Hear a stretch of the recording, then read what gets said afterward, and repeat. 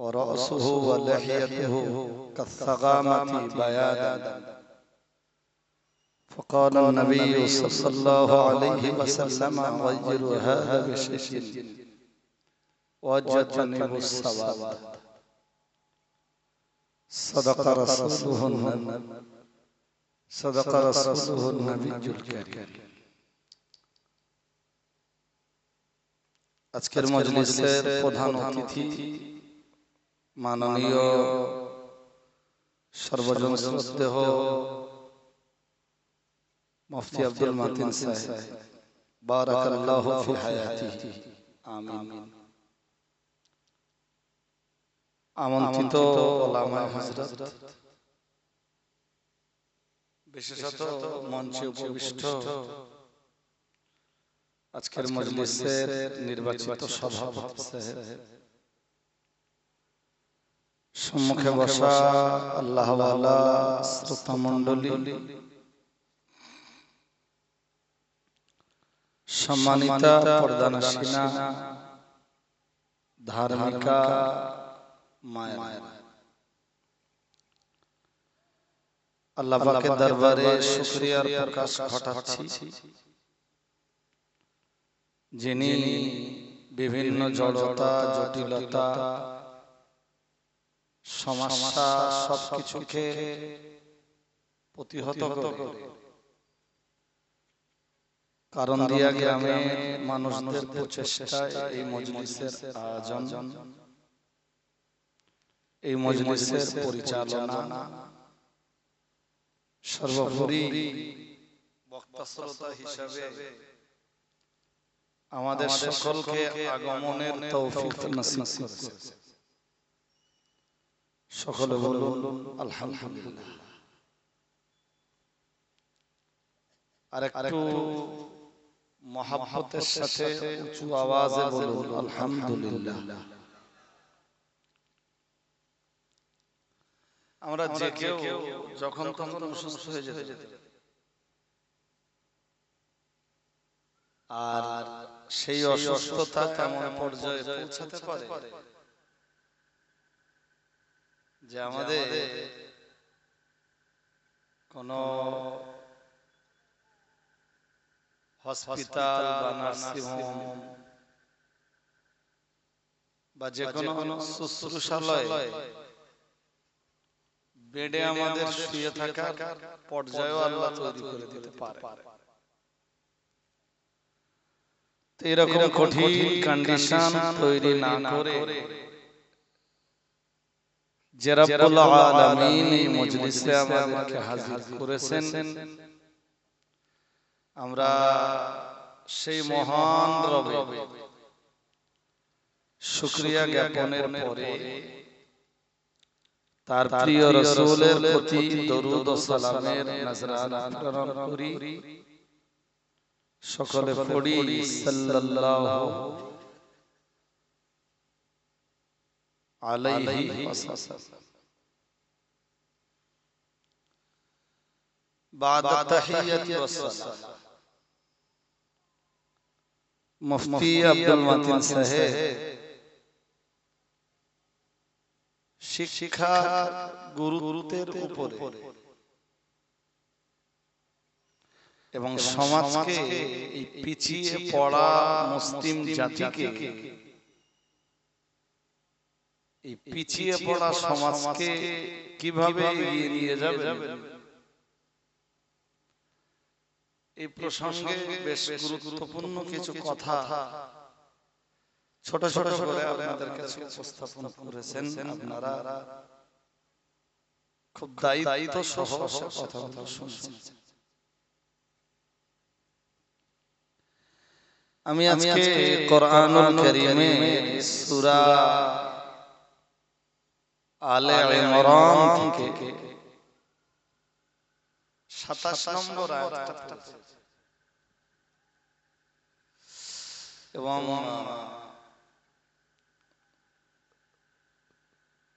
সুনান আবু দাউদ শরীফের একটা হাদিস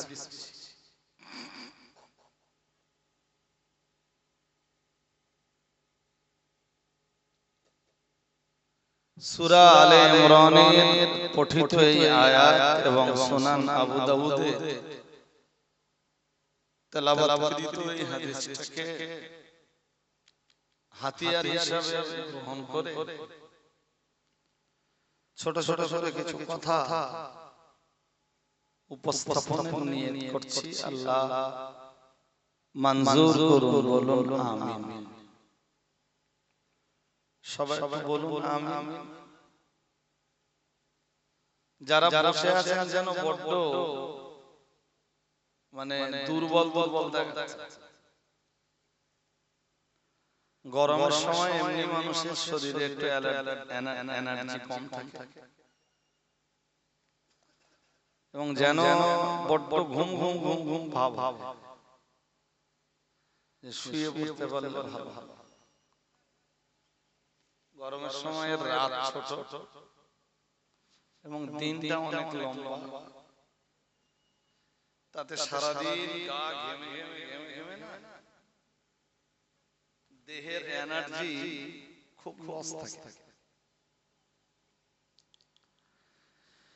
তো যদি আপনারা একটু যত্ন সহ আমার কথা না শুনেন, তাহলে আমি এই রাত্রে আমার কথাগুলো আপনাদেরকে বলে বোঝাতে পারবো। অন্য মনস্ক অনেকে আছেন, বাইরে মন মজলিসে দেহ পড়ে আছে। ফার্স্ট টাইম আমার দাবি দেহ আর মনটাকে এক জায়গায় রেখে এই একটা আয়াত আর একটা হাদিসের উপরে ছোট ছোট করে কিছু নসিহত শুনুন। আমরা ফার্স্ট টাইম আধ ঘন্টা 35-40 মিনিটের একটা টার্গেট, বেশি বেশি শুনতে হবে না। তাওয়ার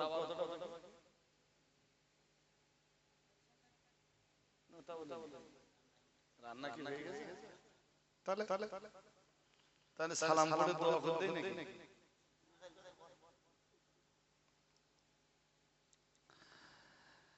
তো আমি যে আয়াতটা পড়েছি, আয়াতটা দিয়ে স্টার্ট করি।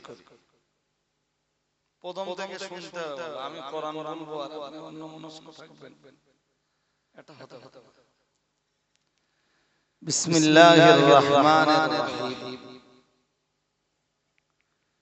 তুলিজুল লাইলা ফিন নাহার। আয়াতটা আরেকবার বলছি, সূরা আলে ইমরানে আয়াত নাম্বার 27, 27 নম্বর আয়াতটাতে আল্লাহ বলেন,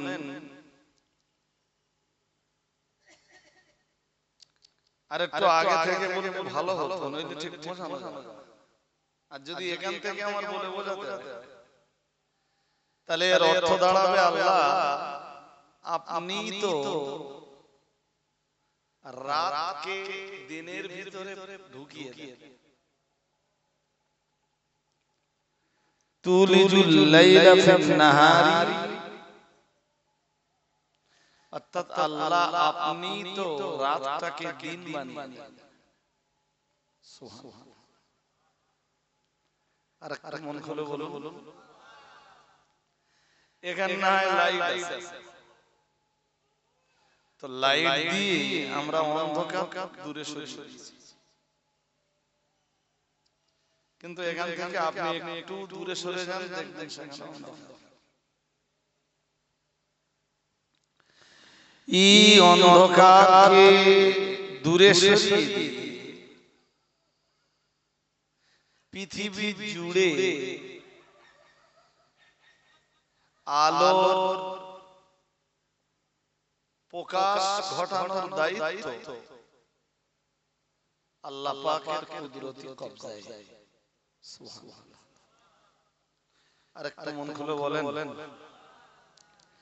এইজন্য কোরআনের অন্য আয়াতে আল্লাহ বলেন, আল্লাহ অন্য আয়াতে বলেন ফালিকুল ইসবা,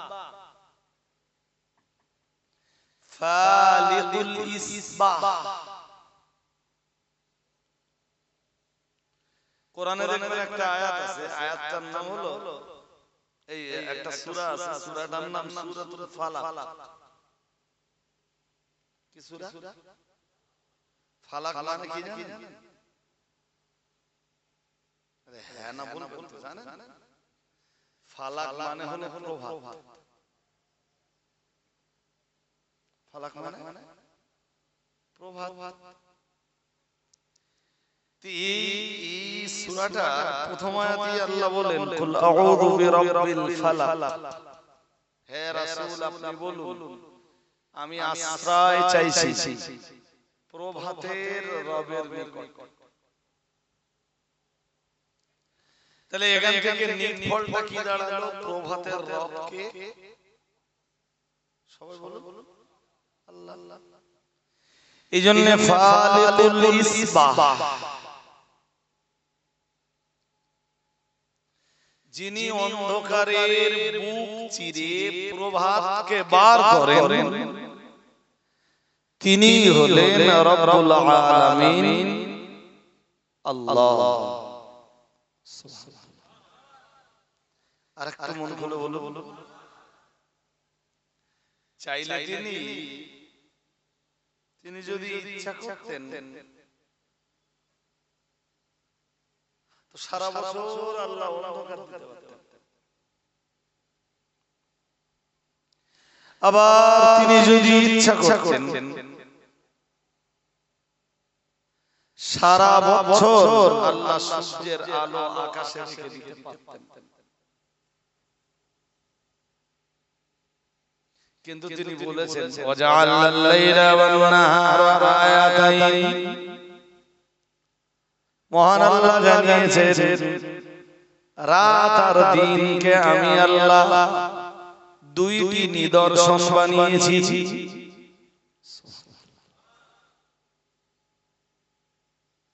আরেকটু ভক্তির সাথে বলুন সুবহানাল্লাহ। রাত একটা নিদর্শন, দিন আর একটা নিদর্শন। وجعلنا الليل والنهار آيتين فمحونا آية الليل। মহান আল্লাহ জানিয়েছেন আমি রাতকে বানিয়েছি নিরালোক। আরেকটু মন খুলে বলেন নিরালোক মানে? বলুন বাংলা ভাষা বলুন। নিরালোক মানে রাতকে বানিয়েছি আমি আলোহীন। রাতকে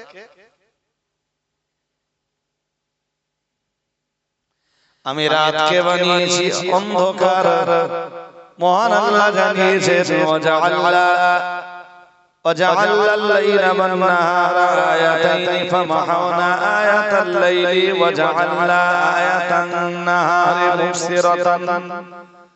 মহান আল্লাহ জানিয়েছেন আর আমি আল্লাহ দিনকে বানিয়েছি আলোক উজ্জ্বল।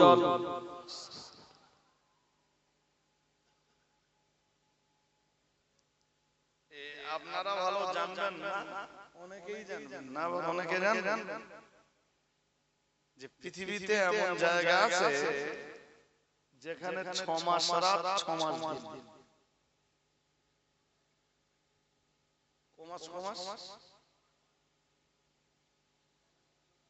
আমাদের যদি আল্লাহ আমাদের উপরে যদি 6 মাস রাত আর 6 মাস দিন দিতেন,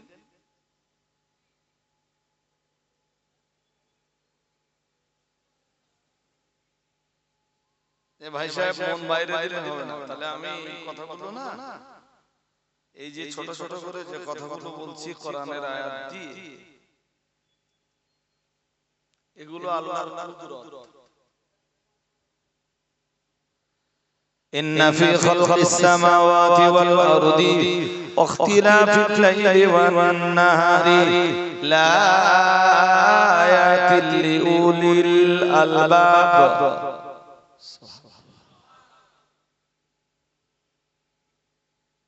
কি মানে জানেন? ইন্না ফি খালকিস সামাওয়াতি ওয়াল আরদি নিশ্চয় আসমান আর জমিনের সৃষ্টিতে ইখতিলাফিল লাইলি ওয়ান নাহারি রাত আর দিনের পরিবর্তনে এই যে রাত আসে দিন যায় দিন আসে রাত যায় এই রাত আর দিনের যে ইখতিলাফ রাত আর দিনের যে পরিবর্তন আল্লাহ পাক রব্বুল আলামিন জানিয়েছেন লা আয়াতিল লিউলিল আলবাব এর ভিতরেই তো রয়েছে দুনিয়ার বিচক্ষণ সম্প্রদায়ের জন্য বিচক্ষণ সম্প্রদায়ের জন্য বহু নিদর্শনাবলী পৃথিবীর বিবেকবান যারা পৃথিবীর বিচক্ষণ সম্প্রদায় যারা বিচক্ষণ সম্প্রদায়ের মানুষ যারা মহান আল্লাহ জানিয়েছেন আমি আকাশের সৃষ্টিতে আমি জমিনের সৃষ্টিতে রাত আর দিনের পরিবর্তনের ভিতরে তাদের জন্য বহু শিক্ষা লুকিয়ে রেখেছি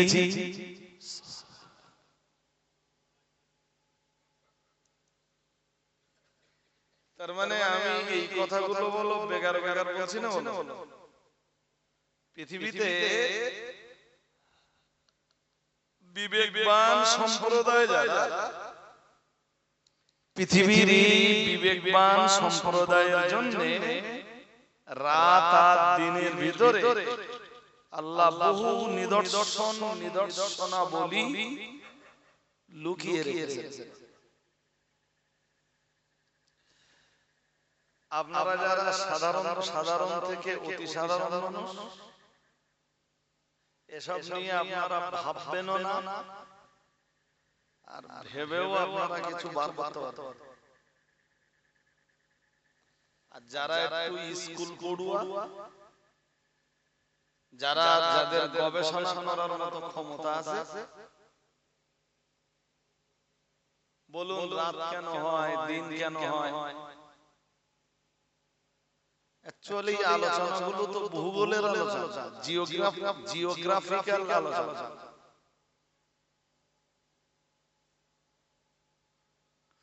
এই জিওগ্রাফিক্যাল আলোচনাগুলো কোরআনুল কারীমে আল্লাহ দিয়েছেন আল্লাহকে চেনার জন্য সুবহানাল্লাহ আল্লাহর ক্ষমতা সম্বন্ধে জানার বুঝবার জন্য আল্লাহ কোরআনুল কারীমে এই ভৌগোলিক আলোচনাগুলো ঢুকিয়ে দিয়ে দিয়েছে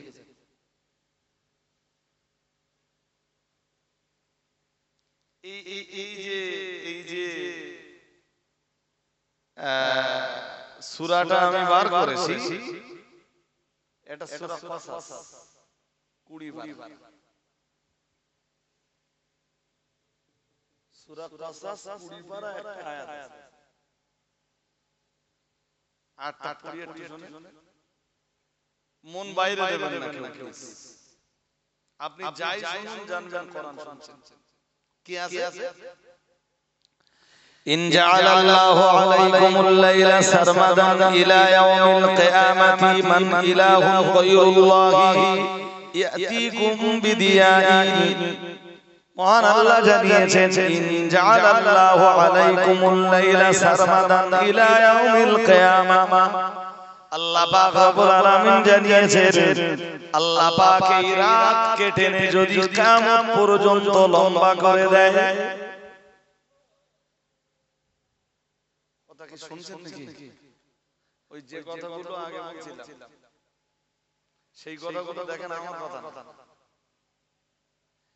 আল্লাহ পাকের কোরআন জানিয়েছে ইন জাআলাল্লাহু আলাইকুমুল লাইলা সারমাদান ইলা ইয়াউমিল কিয়ামা মান ইলাহুন গায়রুল্লাহি মান ইলাহুন গায়রুল্লাহি ইয়াতিকুম বিদিয়াইন মহান আল্লাহ জানিয়েছেন আমি আল্লাহ পাক রব্বুল আলামিন রাতকে টেনে যদি লম্বা করে দেই এবং একটা রাতেই যদি আমি আল্লাহ কিয়ামত সংগঠিত করি মানে কিয়ামত পর্যন্ত যে সময়টা আছে আমি আল্লাহ পাক এই টোটাল সময়টাকে যদি একটা রাত বানিয়ে দেই মান ইলাহু কোন উপাস্য আছে কোন রব আছে তোমাদের কোন মালিক আছে ইয়াতিকুম বিদিয়াইন মহান আল্লাহ জানিয়েছেন কোন রব আছে কোন উপাস্য আছে তোমাদের জন্য আলোর ব্যবস্থা করতে পারে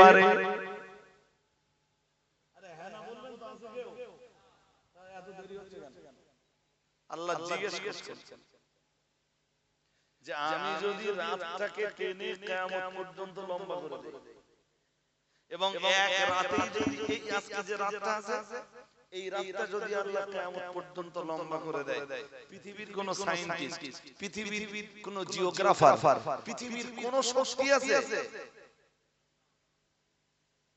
অন্ধকারের চিরে আলো বার করবে আরে তাড়াতাড়ি বলুন পারবে পারবে না তাহলে এই ক্ষমতা শুধু কার আল্লাহর এবার পরের কথাটা শুনেন পরের আয়াতটা ওইটা আল্লাহ পাকের কোরআন নিয়েছে কুল আরাইতুম ইন জাআলাল্লাহু আলাইকুমুন নাহারা সারমাদান ইলা ইয়াউমিল কিয়ামাহ মান ইলাহুন গায়রুল্লাহি ইয়াতিকুম বিলাইলিন তাসকুনুনা ফীহি আফালা তুবসিরুন মহান আল্লাহ জানিয়েছেন আর আমি আল্লাহ পাক রব্বুল আলামিন আমি যদি আবার একটা দিনকে টেনে কিয়ামত পর্যন্ত লম্বা করে দেই আল্লাহ পাক রব্বুল আলামিন জানিয়েছেন কে রয়েছে তোমাদের জন্য দিনের আলোকে দূর করে রাতের আধার নামিয়ে দিতে পারে তোমাদের জন্য কি দ্বিতীয় কোনো উপাস্য আছে নাকি যে উপাস্য যে মাবুদ তোমাদের জন্য দিনের আলোর ব্যবস্থা করে দিতে পারে ক্ষমতাকার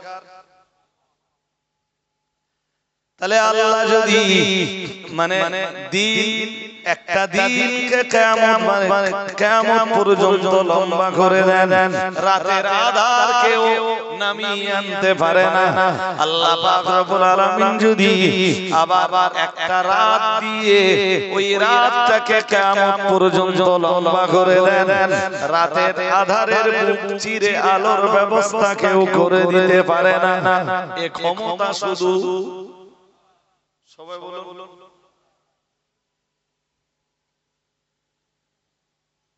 আল্লাহ এই যে দুটো আয়াত পড়লাম প্রথম আয়াতের শেষে আল্লাহ বলেন আফালা তাসমাউন তোমরা কি শুনতে পাও না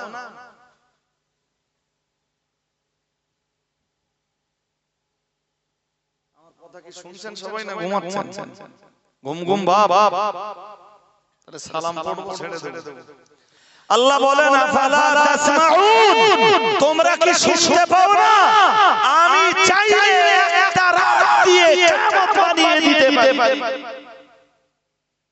দ্বিতীয় কোন উপাস্য নেই তোমাদের জন্য আলোর ব্যবস্থা করে দিতে পারে অথচ এর পরেও তোমরা তোমাদের রবের জন্য সাজদা দিতে চাও না তোমরা কি শুনতে পাও না আবার আমি চাইলে একটা দিনকে লম্বা করে কিয়ামত পর্যন্ত নিয়ে যেতে পারি তোমাদের জন্য রাতের আধারের ব্যবস্থা কেউ করতে পারবে না যে রাতের আধারে তোমরা আরাম ফরমাও এক রাত জাগলে কষ্ট হয় না হ্যাঁ না জোর করে বল হ্যাঁ দিনের বেলা সারা দিন ঘুমিয়েও কি মনে হয়েছে হ্যাঁ না হয়েছে রাতের বেলা 6 ঘন্টা ঘুমান ওই 6 ঘন্টা দিনের বেলা ঘুমাবেন তাও মনে হবে কষ্ট হ্যাঁ না বলবেন রাতের দরকার আছে না ওইটাই তো আল্লাহ বলতেছেন যে তাসকুনুনা ফীহি কে তোমাদের জন্য আমি যদি দিন লম্বা করি কিয়ামত পর্যন্ত নিয়ে যাই কে তোমাদের জন্য রাত নিয়ে আসবে যেই রাতে তাসকুনুনা ফীহি যেই রাতে তোমরা আরাম ফরমাও আরাম যেই রাতে তোমাদের আরাম হয় সুবহানাল্লাহ আর একটু মন খুলে বলে এতটা শোনার পর এইগুলো শুনে সুবহানাল্লাহ বলছেন, মানে আল্লাহ খুব খুশি যে আমার বান্দা প্রশংসা করে আমার, গুণগান গায় আমার, গুণকীর্তন করে আমার, এবং আমার ক্ষমতাকে বান্দা স্বীকার করে। কোরআনে একটা সূরা দিয়েছেন আল্লাহ, সূরা নাবা। কোন সূরা? কথা বলতে হবে, কোন সূরা? নাবা। নাবা মানে সংবাদ, আরবিতে নাবা মানে নিউজ, ইংরেজিতে বলে নিউজ, আরবিতে বলে নাবা, বাংলায় বলে কি কি চ্যাম্পিয়ন একটা সূরা। আম্মা ইয়াতাসালুন আনিন নাবাইল আযীম الذي هم فيه مختلفون كلا سيعلمون ثم كلا سيعلمون ألم نجعل الأرض مهادا والجبال أوتادا وخلقناكم أزواجا وجعلنا نومكم سباتا وجعلنا الليل لباسا وجعلنا النهار معاشا. আরেকটা মন গুলো বলো, আরো আওয়াজ দিয়ে বলে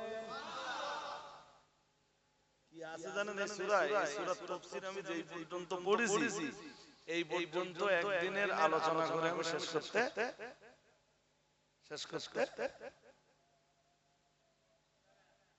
হাসরের ময়দানে আল্লাহ তুলতে পারবেন না আমাদের? পারবেন তো? কবর থেকে সবাইকে ওঠাবেন তো? সূরা শুরুতে আল্লাহ এটা বলে নিয়েছে, বলে যারা অবিশ্বাস করে আমাদেরকে যে আল্লাহ কবর থেকে তুলতে পারবেন এই কথাকে যারা অবিশ্বাস করে তাদেরকে বোঝাতে আল্লাহ এবারে নিজের ক্ষমতার কথা বলছেন। কি ক্ষমতা? প্রথমে বললেন আলাম নাজআলিল আরদা মিহাদা, মহান আল্লাহ জানিয়েছেন আমি আল্লাহ পাক জমিনের উপরে বিশাল বিশাল পাহাড়গুলোকে কি জমিনের জন্য পেরেক বানাইনি? আরেকটা মন খুলে বলে, পাহাড় দেখেছেন কে কে? একটু হাত তোলেন দেখি। আরো বইতে দেখেছেন না সত্যি সত্যি দেখেছেন? সত্যি সত্যি দেখেছেন? খুব বড় পাহাড় দেখেছেন না ছোট ছোট? ওহদের মতো পাহাড় 18 কিলোমিটার লম্বা। কত? যদি আল্লাহ কখনো মদিনায় নিয়ে যান, ওহদ দেখে আসবেন, মদিনা বিমানবন্দরে নামালে ওহদের পাশ দিয়ে রাসূলের রওজায় যাচ্ছে সমস্ত বাস, ডানাতে ওহদ পাহাড়, শুধু ওহদ আর ওহদ 18 কিলোমিটার।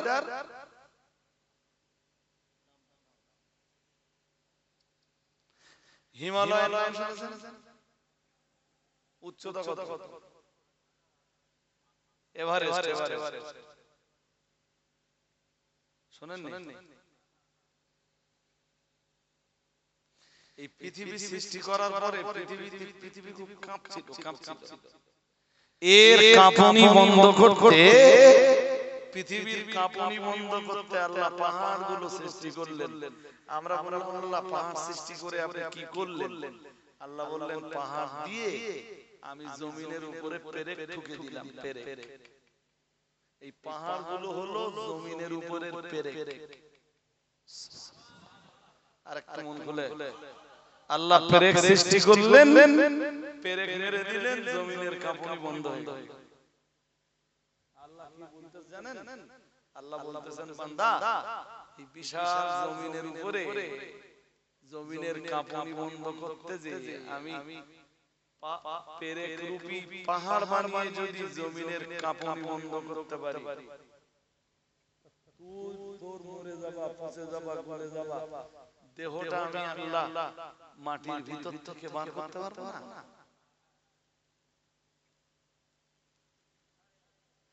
আলাম নাজআলিল আরদা মিহাদা, মহান আল্লাহ এরপরে মহান আল্লাহ জানিয়েছেন আলাম নাজআলিল আরদা মিহাদা, প্রথমেই বললেন আমি কি জমিনটাকে বানাই নাই বিছানা।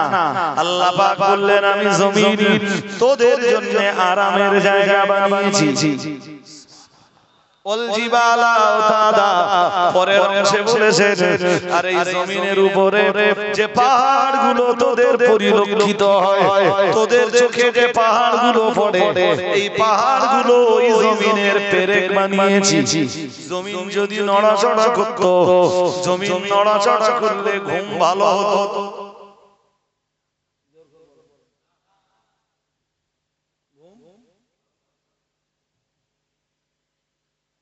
এই যে বিজ্ঞান আছে না, বিজ্ঞান ট্রাই করছে শুধু এই যে চাঁদে মানুষ পাঠিয়ে মানুষ বসবাস করানো যায় কিনা,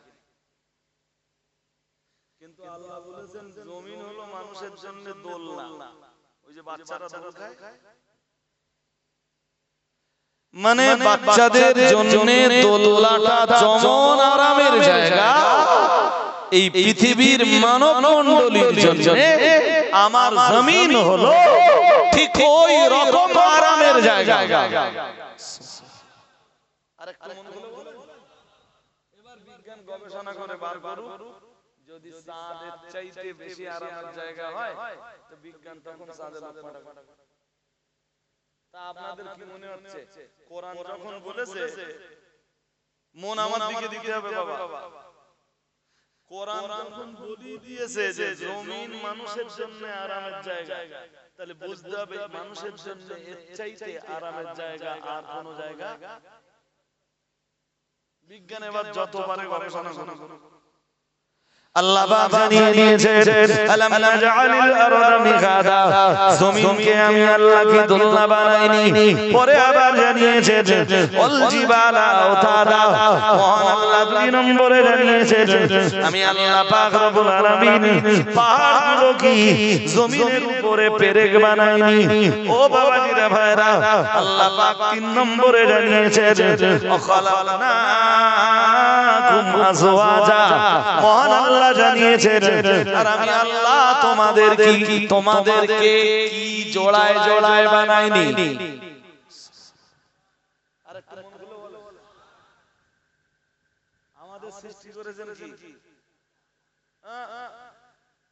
জোড় না বেজোড়? যদি শুধু মদনা সৃষ্টি করতেন আল্লাহ,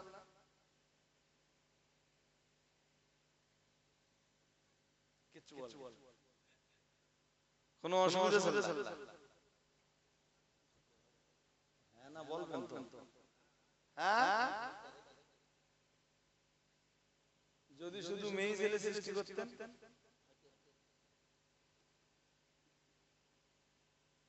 কিছু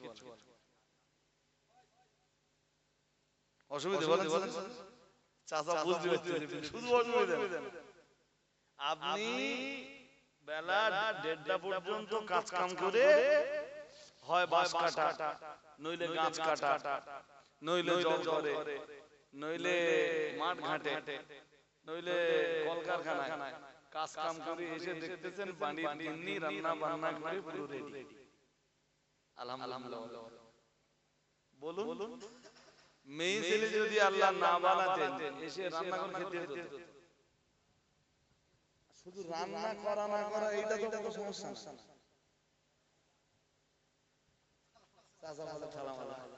আচ্ছা ধরেন রান্নাও কেউ করে রেখেছে, থালাও কেউ মেজে রেখেছে, আর কোনো সমস্যা নেই।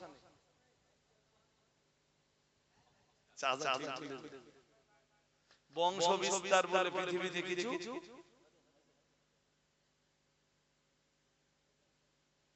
স্বামী আর স্ত্রীর ভিতরে যে ভালোবাসাপূর্ণ সম্পর্ক, এই ভালোবাসাপূর্ণ সম্পর্ক কখনো তৈরি, স্বামী স্ত্রীর ভালোবাসা শুধু যৌবন কেন্দ্রিক ভালোবাসা না বল, এটা এটা জান্নাতি মোহাব্বত। আর একটু মন খুলে বলেন কোথাকার মোহাব্বত বলেন? হ্যাঁ, এটা বেশি ভালোবাসা।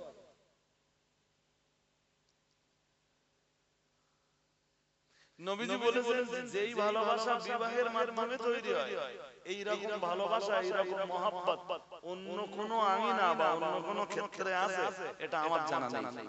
রাসূলুল্লাহ বলতেছেন, সুবহানাল্লাহ। আরেকটু মন খুলে বলেন। আল্লাহ এই জন্যই তো বললেন আল্লাহ বললেন খালাকনাকুম আজওয়াজা, আমি তোমাদের সৃষ্টি করেছি জোড়ায় জোড়ায়, যাতে এই পৃথিবীতে শান্তিতে বসবাস করতে পারো।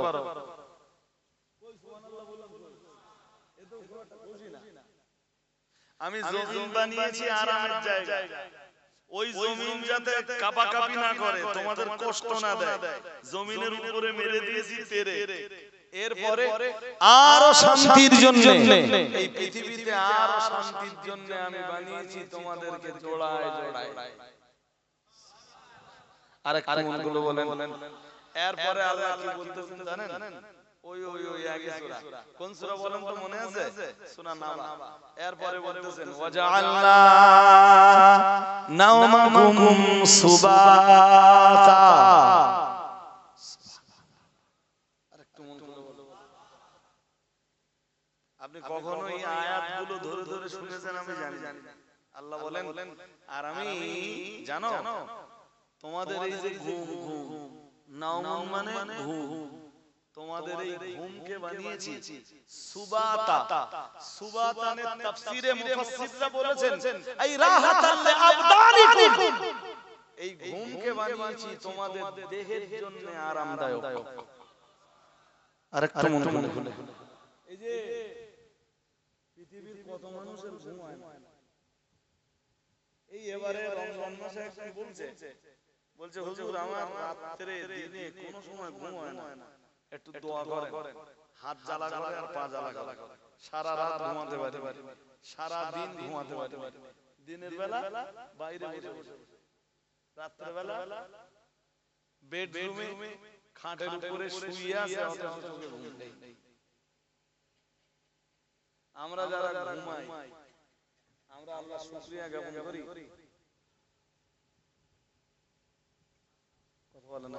রাসূল যখন ঘুমাতে যেতেন, রাসূলুল্লাহ তখন দোয়া পড়তেন, আর যখন ঘুম ছেড়ে উঠতেন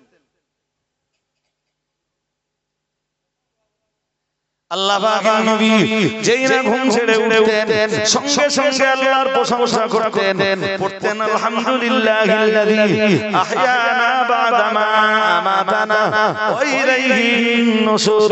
প্রিয় নবী মুহাম্মদুর রাসূলুল্লাহ সাল্লাল্লাহু আলাইহি ওয়াসাল্লাম যেই না ঘুম ভেঙে যেত, সঙ্গে সঙ্গে রাসূলুল্লাহ আল্লাহর প্রশংসা করতেন, আলহামদুলিল্লাহ, तमाम প্রশংসা আমার সেই আল্লাহর, আল্লাযী আহয়ানা বা'দা মা আমাতানা, যিনি আমাকে মেরে ফেলবার পরে আবার আমাকে জাগ্রত করেছেন।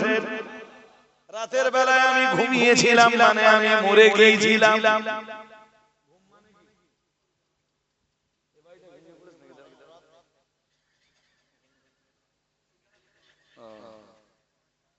ছোট ভাই, তুমি আমার সাথে সালাম কালাম করলে আর ঘুমোচ্ছো? আমি ঘুমেরই ওয়াজ করতেছি, ঘুমিয়ে। নবী কি বললেন?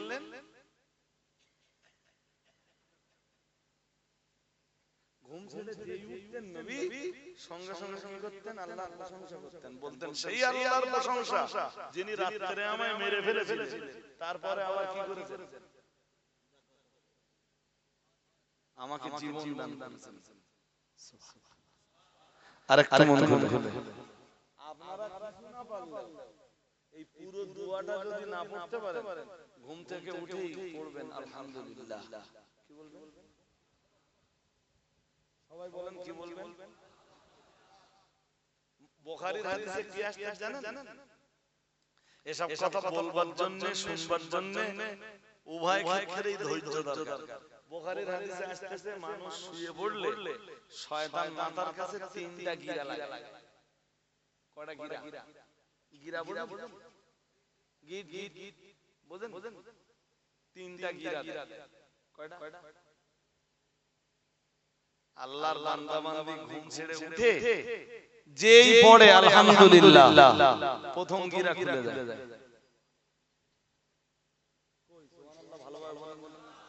আরেকটু মন খুলে বলেন প্রথম গিরা কখন খুলে? আলহামদুলিল্লাহ। দ্বিতীয় গিরা কখন খুলে জানেন? যখন ওযু করে। কিসের জন্য? কোন নামাজ? ফজরের নামাজ। সুবহানাল্লাহ। কয় গিরা? শয়তান গিরা মারে কয়? তিন। খুলেছে কয়টা? প্রথম গিরা খুলে কিসে? দ্বিতীয় গিরা খুলে কিসে? নবী এবার বলতেছেন তৃতীয় গিরা খুলে যখন বান্দা আল্লাহু আকবার বলে ফজরের নামাজে দাঁড়িয়ে যায়, 3 নম্বর গিরাটা খুলে যায়। নবীজি বলেন ফাসবাহা নাশীতান। আর এই তিনটে গিরা যে খুলে দিতে পারে, শয়তান যে তিনটে গিরা মেরেছিল ও খুব প্রফুল্ল চিত্তে আনন্দ চিত্তে ও সকালটা হয়। আরেকটু মন খুলে বলবেন জি। গিরা কয় ছিল? 3 গিরা ছিল তো, তিনটেই খুলে গেছে। যেই বান্দা ঘুম ছেড়ে উঠে বিড়ির বান্ডেল খোঁজে, ঘুম ছেড়ে উঠে প্রথম কাজ কি? উঠেই ঘুম ছেড়ে উঠে বালিশের কাছে বিড়ি আছে না? ঘুম ছেড়ে উঠে খৈনি নেই? আরে জোরে জোরে বলো না। নেই? খৈনি খাবে, হাত ধুইনি বলো। তো ও জানে রাত্রে ওর হাত কোথায় ছিল? আমরা যখন ঘুমিয়ে পড়ি হাত কি করে আমরা জানি। এই জন্য রাসূল বলেছেন ঘুম ছেড়ে উঠলে হাতের কবজি পর্যন্ত, দু হাতের কবজি পর্যন্ত ধুয়ে ফেলো 3 বার। সুবহানাল্লাহ। আরেকটু মন করে বলো। যে কোনো জিনিস আপনি মনে করেন যে মেসওয়াক করবেন, তো মেসওয়াকটা নেওয়ার আগে আপনি কবজি পর্যন্ত ধুবেন কয়বার? এরপর মেসওয়াক করলেন, ঘুম ছেড়ে উঠেই প্রথম আলহামদুলিল্লাহ, তারপর হাত ধুয়ে নেবেন কয়বার? এবার মেসওয়াকটা নিলেন, মেসওয়াক করে নিলেন, উযু করবেন, উযু করলে দ্বিতীয় গিরা কেটে যাবে। আর যেই নামাজে দাঁড়াবেন শয়তান 3 নম্বরে যে গিরাটা মেরেছিল ওই গিরাটাও খুলে যাবে। নবীজি বলেছেন যে বান্দা বান্দি এই 3 গিরা খুলে নিতে পারে ফাসবাহা নাশীতান, সে নাশীত অবস্থায় মানে আনন্দ উৎফুল্ল মনে তার সকালটা হয়। আর সারা দিন তার মন থাকে আনন্দে ভরা। সুবহানাল্লাহ বলেন। আরেকটু মন খুলে বলেন এই যে আজ যে ঘুম ছেড়ে উঠলো আলহামদুলিল্লাহ বললো না, উযু করলো না, শুনছেন? ফজরের নামাজও পড়লো না, তাহলে শয়তানের কয় গিরা ছিল? 3 গিরা ছিল। আজকে আবার রাত্রি শুয়েছে, আবার ভোরবেলা নামাজ পড়বে না, উঠে আলহামদুলিল্লাহ বলবে না, উযু করবে না, ফজরের নামাজও পড়বে না। ছিল 3 গিরা, আজকে আবার পড়লো 3 গিরা, তাহলে কয় গিরা হলো? 6 গিরা। পরের দিন আবার হবে 3 গিরা, তাহলে কয় গিরা হলো? শয়তানের এই গিরায় গিরায় গিরায় গিরায় ওর জীবন অতিষ্ঠ।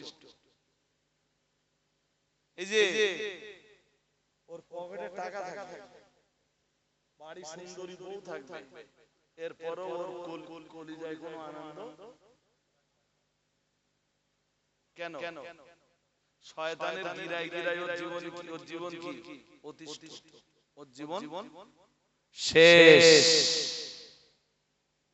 এই জন্য যুব বন্ধু যারা আছো দোস্ত, যাই করো, যদি ভোরবেলা উঠে আলহামদুলিল্লাহ না পড়ো, উযু না করো, ফজরের নামাজ যদি না পড়ো, তাহলে কন্ডিশন কি হবে?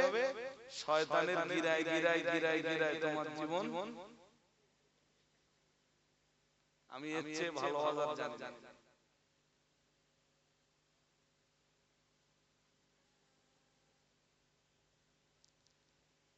কলকাতা হসপিটাল গুলোতে অনেকে গেছেন, আমি দুটো তিনটা আমাদের বসিরহাট কথা ছেড়ে দিই, তবু এমন লোক আছে বসিরহাট হসপিটালের গাছপালা সারা রাত কেটে গেছে ঘুমিয়ে। কলকাতা এনআরএস এ যাবে নীলরতন আমাদের সুবিধা, এদিক দিয়ে বাস ধরলে, এখান থেকে বাস ধরলে, ভেবিয়া থেকে বাস ধরলে বোধহয় এনআরএস এর একদম সামনে দিয়ে চলে যাবে, তাই তো? বা মালঞ্চ যে বাস ধরলে এনআরএস এর সামনে দিয়ে যায়। আমি এদিক দিয়েও গেছি এনআরএস, আর এদিকে ভ্যাবলা থেকে ট্রেন ধরলে শিয়ালদা নামিয়ে দিলে এনআরএস এ যাওয়া সহজ। তা আমি কলকাতার অনেকগুলো হসপিটাল ঘুরেছি, জানেন? শুধু ঘুরেছি তাই না, অনেক রোগীকে নিয়ে আমার জীবনে যখন সময় ছিল সেই পিরিয়ডে আমার গ্রামের বলি, আত্মীয় স্বজন বলি, বহু রোগীকে নিয়ে আমি থেকেছি। রোগীদের সেবা শুশ্রূষা করা এটা সুন্নাতে নবাবী, ঠিক আছে? আমি এনআরএস এর রাত কাটিয়েছি, মেডিকেলের রাত কাটিয়েছি, আমি আরজি করে রাত কাটিয়েছি, পিজিতে কখনো রাত কাটাইনি। তবে এসব হসপিটালগুলো আমার কম বেশি যাওয়া আছে, এখন হয়তো যাওয়ার ইচ্ছা থাকলেও কেউ হয়তো ভর্তি আছে, যাওয়ার ইচ্ছা থাকলেও সব সময় সময় হয়ে ওঠে না, বাট একসময় রাত কাটিয়েছি। তো সেখানে কথা বলে তো দেখেছি এমন লোক আছে 6 মাস গাছতলায়, ঘুম ভালো হয়, ঘুম খুব ভালো হয়, কথা বলে খুব ভালো ঘুম হয়, মশার কামড় নেই তো। তো বাড়িতে এই যে রাতের বেলা এত ভালো ঘুমালেন, যে আল্লাহ ভালো ঘুমটা দিয়েছেন, সকালবেলা সেই ঘুম ছেড়ে উঠে সেই আল্লাহর জন্য একটু প্রশংসা করতে ইচ্ছা হয় না?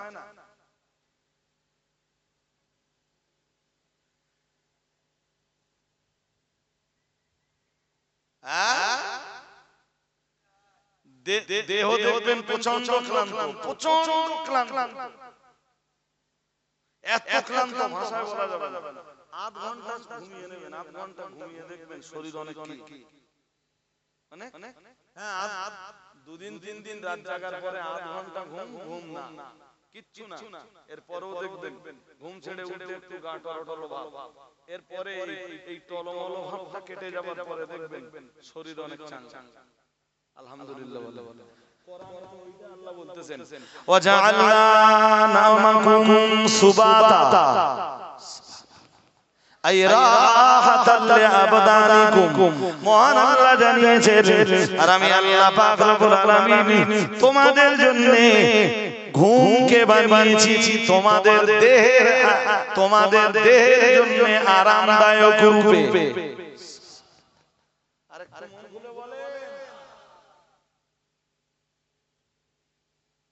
এরপরে আরেকটা কথা আছে ভাই, সেই কথাটা খুব বেশি ব্যাখ্যা করব না।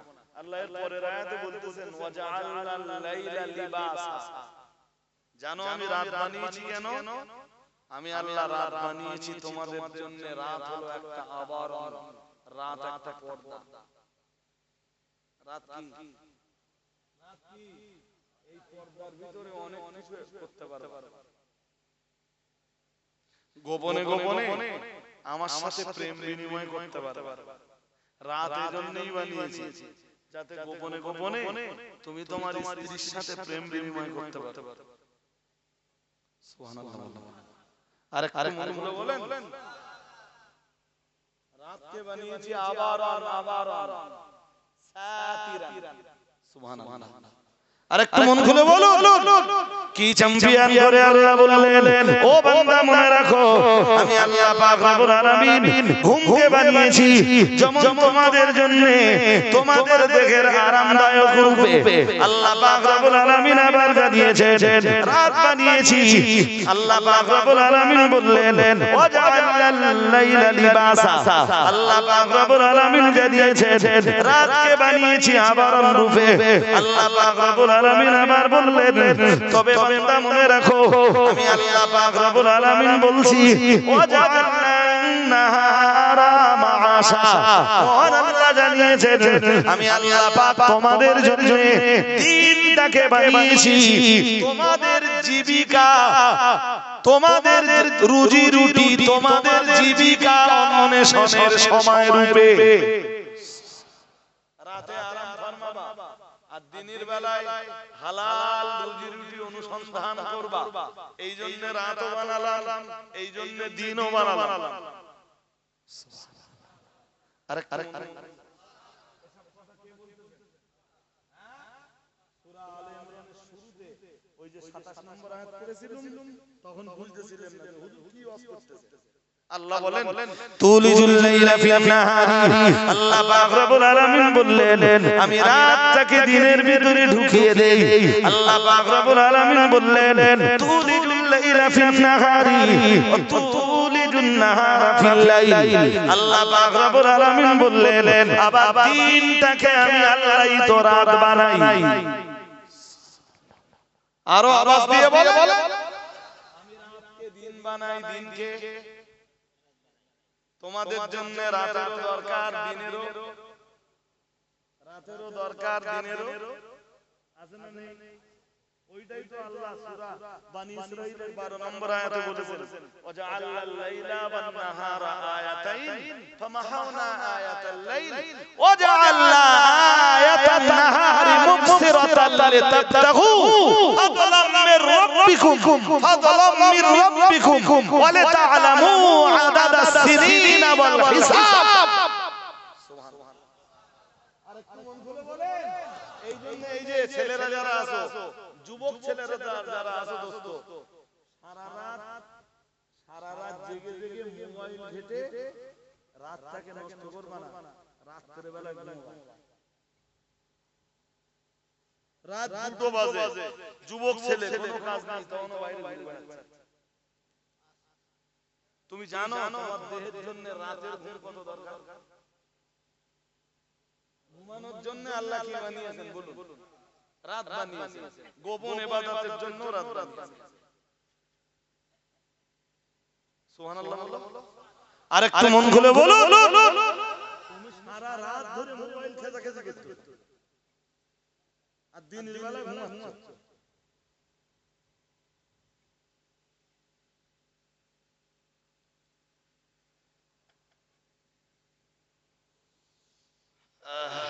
যুব বন্ধু যারা আছো এই ভুলটা কখনো করবা না। রাতের বেলা ঘুমাবা এবং ঘরের সমস্ত লাইট অফ বন্ধ করবে। অনেকে করে কি জিরো একটা ল্যাম্প জ্বালিয়ে দেয়, এইটাও জ্বালাবা না। মাথার কাছে একটা টর্চ রাখবা। রাতের বেলা ঘুমালে এই রাতের ঘুমের ভিতর দিয়ে আল্লাহ দেহের ভিতরে বহু কিছু দান করে, যেইগুলো পরবর্তীকালে তোমার দেহকে সুস্থ থাকবার জন্য সাহায্য করে। আমার কথা বিশ্বাস না হলে তুমি ডাক্তারদের যে জিজ্ঞেস করে দেখো, আমি বলছি ডাক্তার আছে, আমি ডাক্তার না। আর দিনও আল্লাহ বানিয়েছেন সূর্যের আলো থেকে তোমার দেহ ভিটামিন ডি নেয় আর মেলানিন নেয়। মেলানিন কি আর ভিটামিন ডি এর গুরুত্ব কি আছে? এই দুটো জিনিসের গুরুত্ব কি আছে? মেলানিনের গুরুত্ব কি, শরীরে মেলানিন কেন দরকার আর ভিটামিন ডি কেন দরকার, এই দুটো তুমি গুগল থেকে সার্চ করে নাও, বাংলায় লেখো যে ভিটামিন ডি এর গুরুত্ব, মানব দেহে ভিটামিন ডি এর গুরুত্ব, অথবা লেখো যে মানব দেহে মেলানিনের গুরুত্ব। এই দুটোই মানুষ সূর্যের আলো থেকে পায়। সুবহানাল্লাহ। আরেকটু মন খুলে বলো।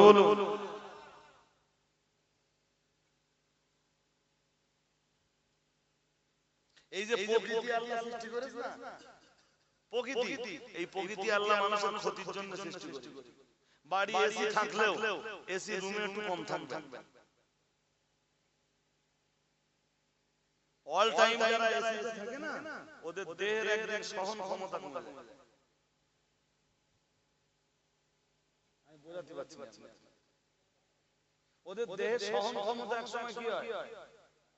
কমে যাবে না?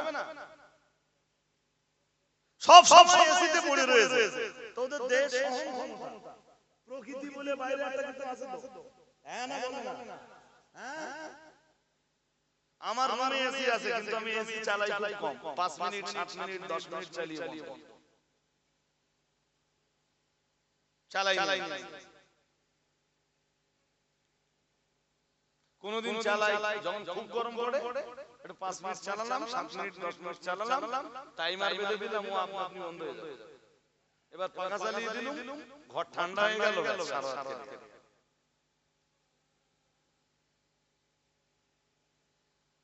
জোয়ান বন্ধু যারা আছে ভাই, জীবনটাকে শেষ করে ফেলো না ভাই।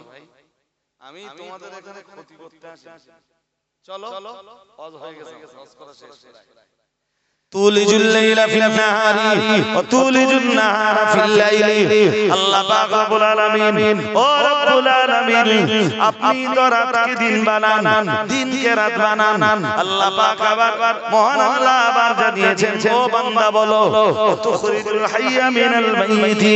আল্লাহ আপনি তো তুখরিজুল হাইয়া মিনাল মাইয়িতি, আল্লাহ মুর্দা থেকে আপনি জিন্দা বানান। ও তুখরিজুল হাইয়া মিনাল মাইয়িতি তুখরিজুল মাইয়িতা মিনাল হাই। আল্লাহ মুর্দা থেকে আপনি যেমন জিন্দা বানান, ঠিক তথাই বলছো আপনি তো আবার জিন্দা থেকে মুর্দা বানান। আরেকটু মন খুলে বলে, এই দুটো কথা মুখস্থ করুন। আল্লাহ আপনি জিন্দা থেকে মুর্দা থেকে জিন্দা বানান, মুর্দা থেকে জিন্দা বানান, আবার আপনি জিন্দা থেকে। এই কথা সত্যি না মিথ্যে? এর ব্যাখ্যা জানেন কি? জানো? অনেকগুলো ব্যাখ্যা আছে তাফসীরে কাবি।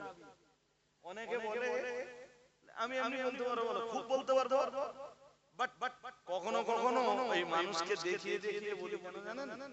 যাতে মানুষের ভিতরে বিশ্বাসের দৃঢ়তা তৈরি হয়, অর্থাৎ মানুষের ভিতরে তৈরি হয় এক প্রকারের গাঢ় থেকে অতি গাঢ় প্রগাঢ় বিশ্বাস।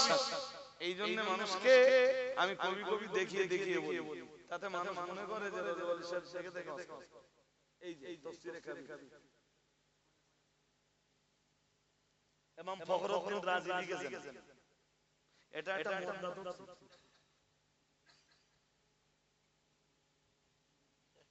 এই যে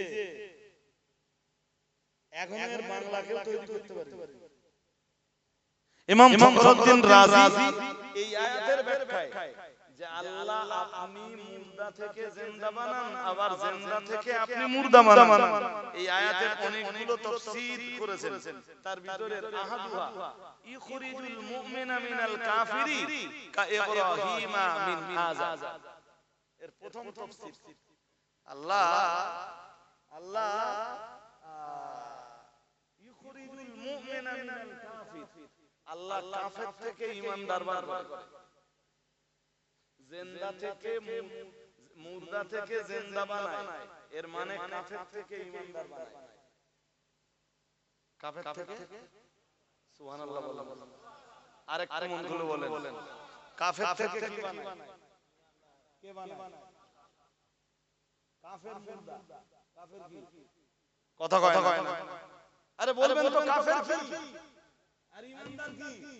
জিন্দা। সুবহানাল্লাহ।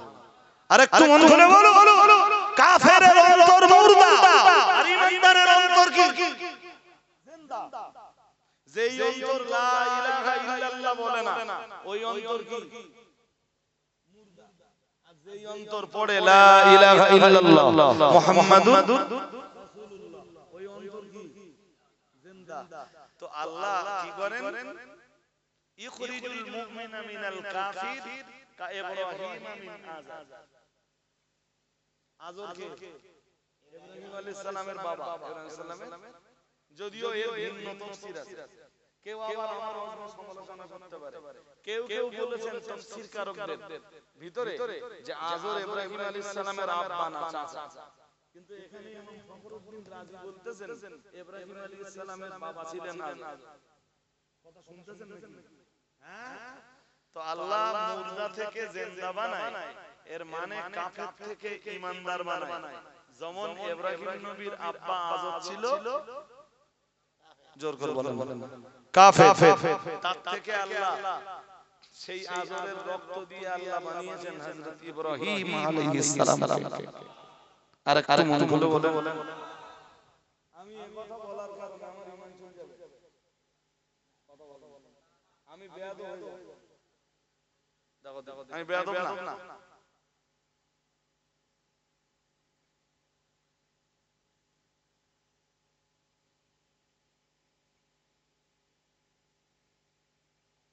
আমার কি আদব জ্ঞান সংস্কৃতি আছে? কই আছে? আমি বলছি ইব্রাহিম আলাইহিস সালামকে আল্লাহ বার করেছেন আযাব থেকে। তাফসীরকার বলতেছেন ইখরিজুল মুমিনা মিনাল কাফির কা ইব্রাহিম মিন আযাব। আমি বলছি না ইমাম ফখরুদ্দিন রাজি বলতেন। এই কথা বলার কারণে আমি যদি বেয়াদব হই তাহলে ওই বেয়াদবের বলে কে বলবে? ইমাম ফখরুদ্দিন।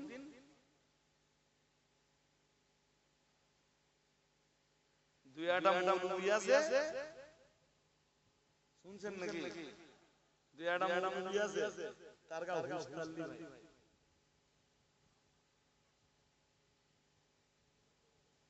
হ্যাঁ ব্যাখ্যা উল্টো করে বলে না গো। হযরত আলী জান্নাতি।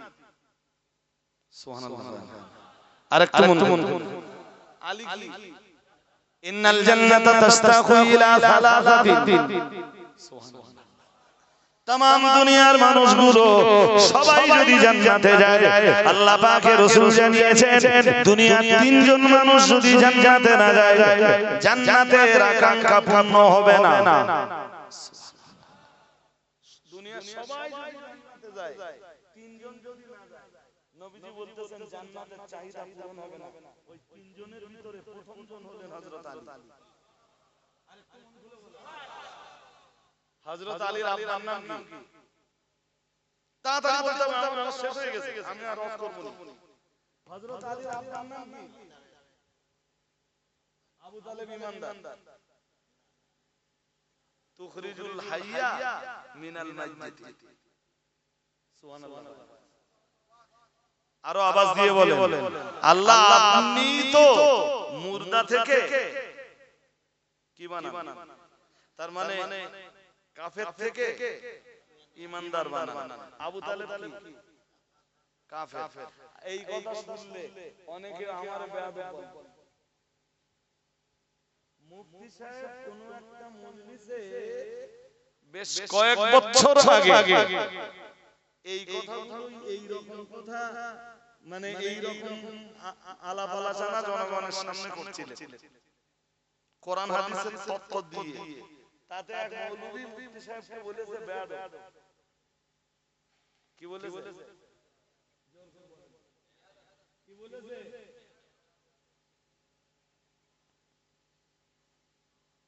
মুফতি সাহেব যদি বেয়াদব হয় তাহলে এই কোরআনের তাফসীর যারা করেছে এদের উপরে এই মৌলভী কি ফতোয়া দেবে?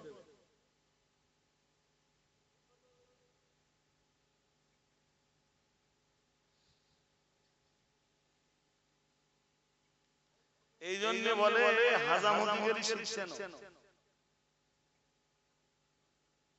আমার কথা বলতেছেন হাজামতিগিরি কি চিনতে হবে? শিন না চিনলে কি হবে? আর নাঙ্গল চালাতে গেলে নাংলা হতে হবে। নাঙ্গল চালাতে গেলে তুমি যদি আনাংলা হও আর তোমার হাতে যদি নাঙ্গলের মুঠে ধরে দেওয়া হয় তুমি গরু ঠ্যাঙে লাগা। এই মৌলভী ঠিক গরু ঠ্যাঙে লাগাচ্ছে। এই যে আরেকবার লাস্ট আমি আর বক্তব্য মারবো না জি। ইমাম ফখরুদ্দিন রাজি মনে মুখস্থ করুন। ইমাম ফখরুদ্দিন রাজি তাফসীরে কবীরে সূরা আলে ইমরানের 27 নম্বর আয়াতের তাফসীরে তিনি ওয়াতুখরিজুল হাইয়া মিনাল মাইয়িতি ওয়া তুখরিজুল মাইয়িতা মিনাল হাই, ওই আয়াতের যতগুলো তাফসীর করেছেন তার প্রথম তাফসীর উনি লিখছেন আহাদুহা প্রথম তাফসীর ইখরিজুল মুমিনা মিনাল কাফিরি কা ইব্রাহিম মিন আযার। আল্লাহ কাফের থেকে ঈমানদার বার করে, মুর্দা থেকে জিন্দা বার করেন। এই কথার মানে হলো আল্লাহ কাফের থেকে ঈমানদার বার করেন আর জিন্দা থেকে মুর্দা বার করেন। এই কথার মর্ম হলো আল্লাহ ঈমানদার থেকে কাফের বার করেন। ইমাম ফখরুদ্দিন রাজি নিজে উদাহরণ দিচ্ছেন, নিজে উদাহরণ দিচ্ছেন। ওয়াল কাফিরা মিনাল মুমিনিন মিসলু কানানা মিন নূহিন আলাইহিস সালাম থেকে আল্লাহ কেনান করেছেন। কোন নবীর 14 পুরুষের ক্ষমতা আছে এই তফসীর কেটে দেবে?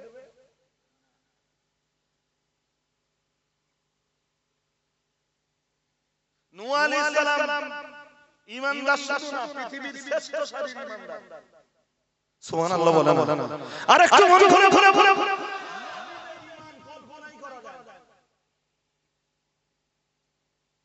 তারা আল্লাহর শ্রেষ্ঠ বান্দা। সুবহানাল্লাহ বলুন। সেই নূহ আলাইহিস সালামের বেটা কি? কেনান কাফের। তাহলে মুর্দা থেকে এই জিন্দা থেকে এবার কি? মুর্দা। জিন্দা থেকে এবার কি? মুর্দা। মৌলভী এই সব আয়াত জিন্দেগিতে পড়িনি, শুধু ওইটাই জানে যে আল্লাহ জিন্দা মুর্দা থেকে জিন্দা বানায় আর জিন্দা থেকে মুর্দা বানায়। মৌলভী এই পর্যন্ত পৌঁছলি তো পড়বে, বলবে জি বা বুঝবে, কিন্তু মৌলভী সেই যোগ্যতার স্তরে এখনো পৌঁছায়নি। তাই আমাদের মুফতি সাহেবকে বলেছে বেয়াদব। এই সাম্প্রতিক কোন এক জলসায় কোন এক মৌলভী বলেছে, মুফতি সাহেবের বলেছে কি কেন বেয়াদব বলার কারণ কি? বেয়াদব বলার কারণ কি? মুফতি সাহেব বলেছেন যে বহু সাহাবী ছিলেন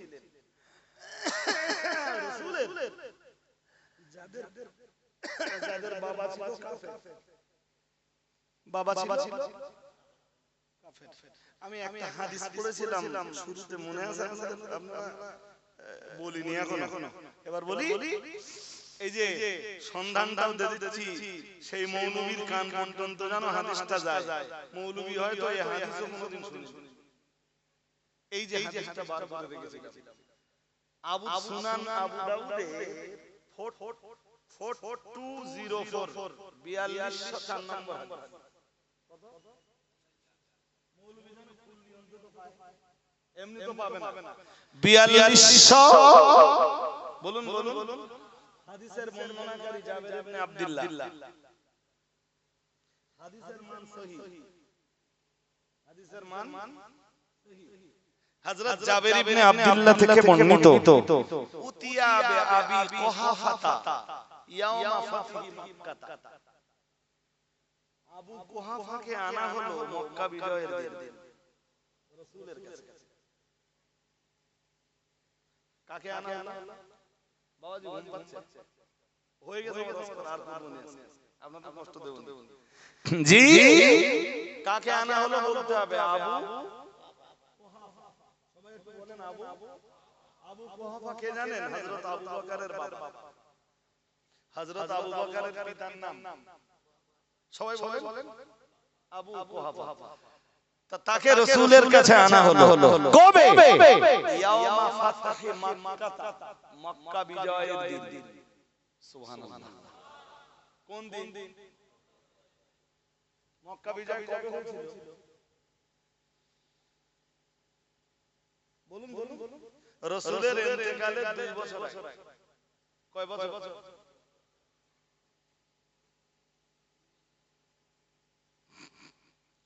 আল্লাহ পাকের নবী সাহাবী হযরত আবু বকর রাদিয়াল্লাহু তাআলা আনহু রাব্বা জান, ওনার নাম ছিল আবু কুহাফা। ও বাবাজিরা ভাইরা, হযরত আবু কুহাফাকে মক্কা বিজয়ের দিনে রাসূলুল্লাহর দরবারে হাজির করা হলো।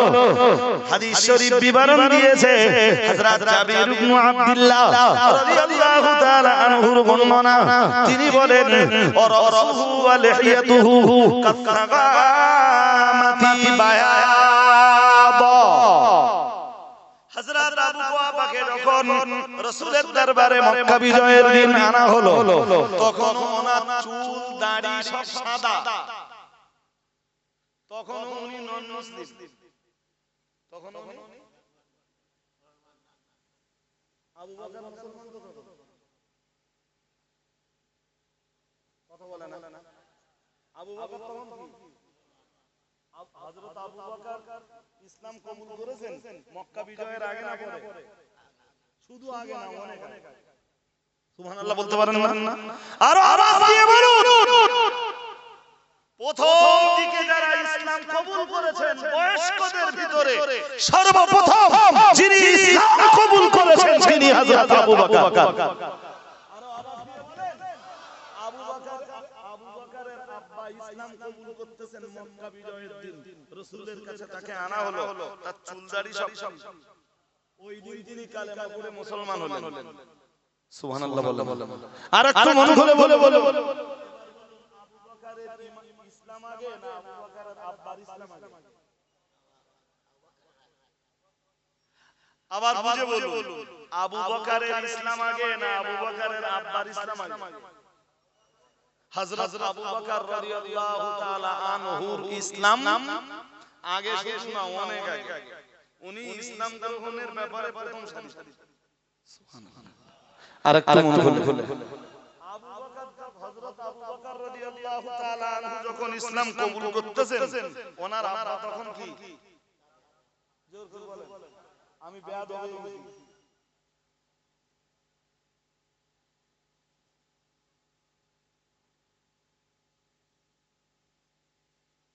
আমি বেয়াদব হয়ে গেছি। এই জোর করে বলো না কেন? আমি বেয়াদব হয়ে গেছি। আমি যদি বেয়াদব হয়ে যাই, এই হাদিস যেসব মুহাদ্দিসরা এনেছেন হাদিসের কিতাবে মৌলভী তাদের এগেইনস্টে কি ফতোয়া দেবে?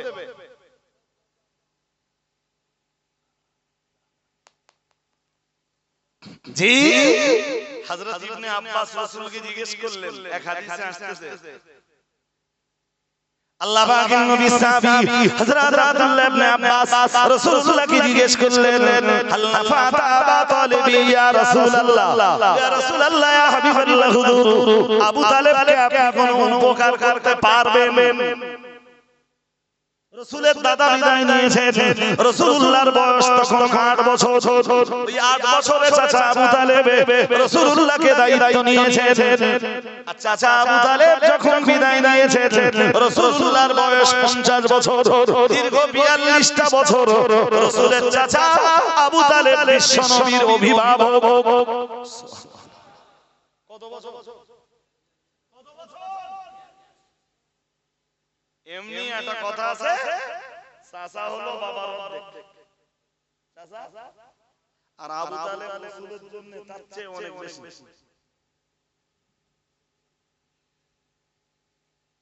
বাবা মরে গেলে সচরাচর এতিম ছেলেটাকে দেখে চাচা।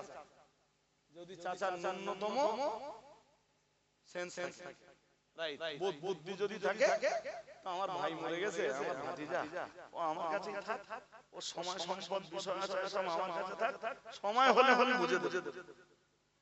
তাই তো? হ্যাঁ না বলেন। আর কিছু শয়তানও আছে যারা ভাবে আমার কাছে থাক আর আমি নিজে বেটে এরকম মানসিকতা, নীচহীন নোংরা মানসিকতার কিছু লোক, যাক ছাড়ুন, সব কথা বলতে চাচ্ছি না। দীর্ঘ 42 বছর ধরে রাসূলুল্লাহকে টেনেছেন চাচা আবু তালেব।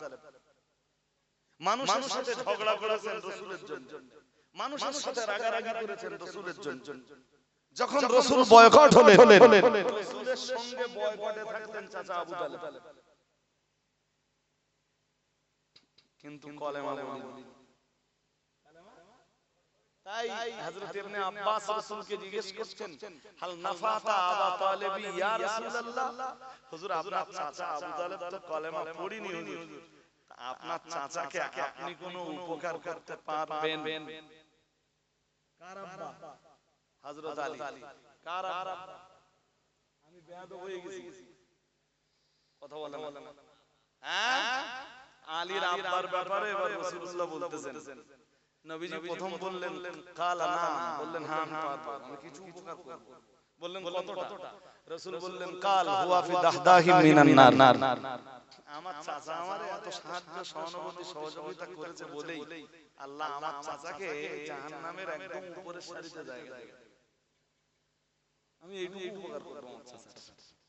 আল্লাহ পাক নবী বললেন লাউলা আনা লাকানা ফি দারজাল আসফালি মিনান নার আও কামা ক্বালা আলাইহিস সালাম রাসূলুল্লাহ বললেন আমি যদি তার ভাতিজা না হতাম, তিনি যদি আমার চাচা না হতেন, আবু তালেব যদি আমার চাচা না হতেন, আর আমার চাচা আবু তালেব যদি আমার উপকার না করতেন, আমায় যদি সাহায্য না করতেন, লাকানা ফি দারজাল আসফালি মিনান নার, আমার চাচা আবু তালেবের জায়গা হতো জাহান্নামের একেবারে তলদেশে।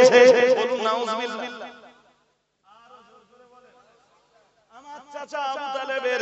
আমার চাচা আবু তালেব যেহেতু আমার সাহায্য করেছেন, সহযোগিতা করেছেন, তাই আমার চাচা আবু তালেবকে জাহান্নামের একেবারে